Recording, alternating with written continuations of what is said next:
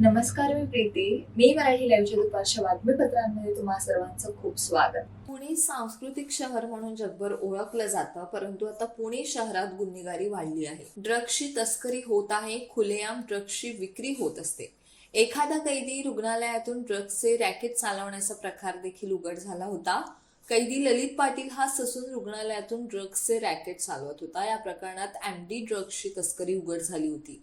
हे प्रकरण उघड झाल्यानंतर रुग्णालयातून पोलिसांना तुरी देऊन ललित पाटील फरार झाला. ड्रग्सचे हे प्रकरण अजून शांत झाले नसताना पुणे शहरातून ड्रग्सचं आंतरराष्ट्रीय प्रकरण देखील आता समोर आलं आहे. मराठा समाजाला आरक्षण देण्यासाठी राज्य सरकारने आज विशेष अधिवेशन बोलावलं आहे. आज विधिमंडळात मराठा आरक्षणाबाबतचा निर्णय होणार आहे.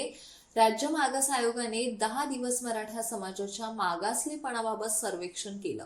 हा सर्वेक्षण अहवाल आज विधानसभेत मुख्यमंत्री एकनाथ शिंदे मांडणार आहेत. हा अहवाल सादर केल्यानंतर मराठा समाजाला सामाजिक आणि शैक्षणिक आरक्षण देण्याबाबत शिफारस केली जाणार आहे. 10 ते 13% दरम्यान आरक्षण मराठा समाजाला दिलं जाण्याची शक्यता आहे.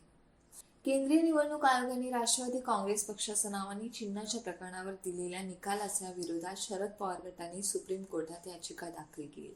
या याचिकेवर आज सुप्रीम कोर्टात सुनावणी पार पडली. या सुनावणीवेळी सुप्रीम कोर्टाने शरद पवार गटाला मोठा दिलासा दिला. सुप्रीम कोर्टाने शरद पवार गटाला 7 दिवसात चिन्ह देण्यात यावे असे निर्देश दिले आहेत. तसेच सुप्रीम कोर्टाने अजित पवार गटाला उद्देशूनही काही प्रश्न उपस्थित केले. या दोन्ही नेत्यांनी सुप्रीम कोर्टाच्या सुनावणीवर समाधान व्यक्त केलं. त्यानंतर आता शरद पवार यांची प्रतिक्रिया समोर आली आहे. हा लोकशाहीचा मोठा विजय आहे अशी पहिली प्रतिक्रिया शरद पवार यांनी दिली आहे. महाराष्ट्र सरकारने कायदा आरक्षणासाठी उद्या विशेष अधिवेशन बोलावले आहे. या अधिवेशनात मराठा आरक्षणासाठी कायदा पारित केला जाणार आहे.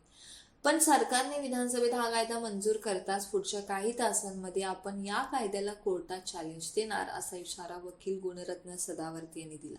आरक्षणाच्या गलिच्छ राजकारणाचा पुन्हा उद्या एक दिवस असेल.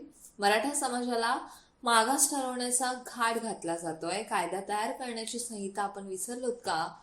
मराठा आरक्षणाच्या नावाखाली घाणेरडे राजकारण होईल. इतरांना फक्त 37% जागा उरणार. खुले गुणवंत राहणे योग्य आहे का? उद्या मुख्यमंत्र्यांनी विचार करावा. खुल्या प्रवर्गातील लोक देखील मतदार आहेत. ओबीसींच्या बाबतीत कुणबीकरण केले जाऊ शकत नाही.